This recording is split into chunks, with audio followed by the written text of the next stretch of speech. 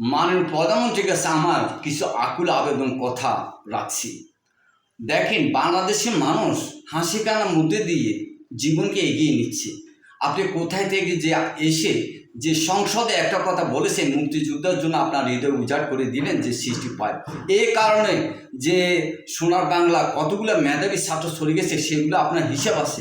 দেখেন, আপনজনে হারা কত যে কষ্ট, মায়ের বুক খালি করা কত যে কষ্ট, সেটুকু আপনিই জানেন, কারণ আপনার পরিবার হারা একজন আপনি ভালো মানুষ আমি মনে করি। দেখেন, এই যে আন্দোলনের বিষয় নিয়ে যতগুলো ছাত্রছাত্রী প্রাণ দিয়ে গেল রাজপথে, তারা সবচেয়ে বেশি মেধাবী, এক ছেলে বা মেয়ে সোনার বাংলার প্রদীপ, তাদেরকে যে হত্যা করা হয়েছে বা নিষ্ঠুরভাবে, আমি মনে করি দেশ ও জাতি আজকে কিসে জানেন, আপনার কাছে আপনার চাকরির দরকার নাই, তাদের ভাই দরকার, বোন দরকার, কোত্থেকে নিয়ে দিবেন।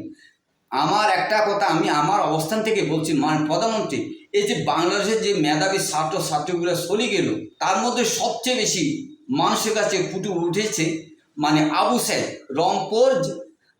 রংপুর জেলা বেগম রোকেয়া বাসিটি একজন ছাত্র, খুব ভালো মেধাবী। এই যে আজকে এই ছেলেটা চলে গেল, যে তাকে হত্যা করেছে সে তো আপনার চারপাশে আছে।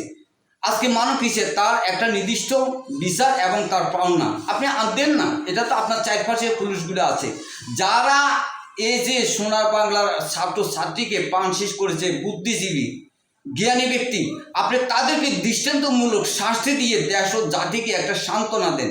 দেখেন, আপনি শুরু করেছেন, আপনি শেষ করতে পারবেন, এটা আপনার দ্বারা সম্ভব, কারণ আপনি তো সৃষ্টি করেছেন যে মানুষের ভাগ্যকে নিয়ে খেলছেন।